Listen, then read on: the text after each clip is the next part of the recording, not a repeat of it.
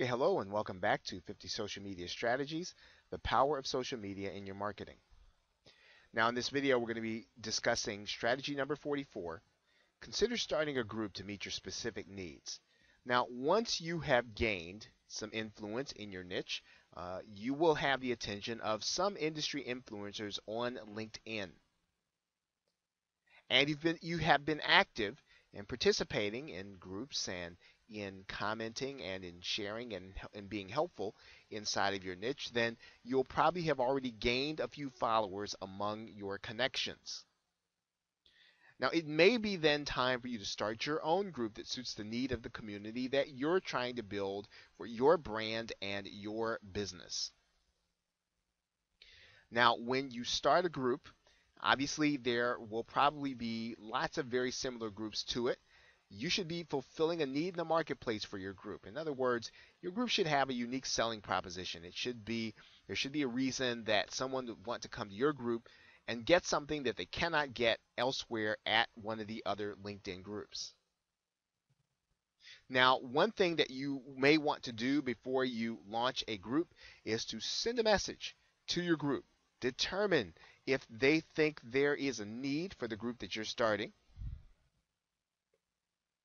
And then make sure to let your connections know that you are starting a group, because that is going to be key in your getting your group started and off to a good start in terms of having people already in it before it goes out to the general population.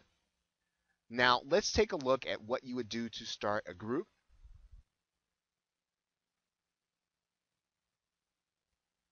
And we're just going to go inside of our LinkedIn profile here. We're going to go to interests and we're going to go to groups. And what we're going to do here is just click create a group. And obviously you'll need to enter in all of the information. You'll need a group name, a group type, your group summary. Now, this is something that you'll want to consider using good SEO practices for that, and your description. Now, remember, the summary is what people are going to see when they read about your group. Okay, the description, when people decide to dig deeper, they're going to read that description. If you're going to have a website, you want to make sure that that's in there. And here is one of the important things. You want to determine whether or not anyone that applies can join. In most cases, you're going to want to have people request to join so that you won't get bots and you won't get people who are just clicking on groups just to click them. If you make people wait maybe a day or so, sometimes if they are considering, or if they're just joining a bunch of groups just to join them, they may just pass yours by and find another group that they can get into immediately, which case having this approval process there will help you.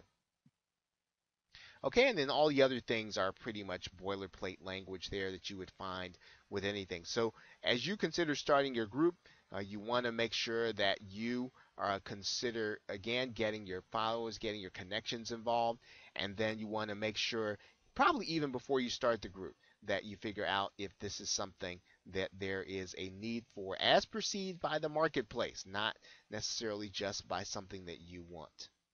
Okay, so with that, thanks, and I will see you in the next strategy.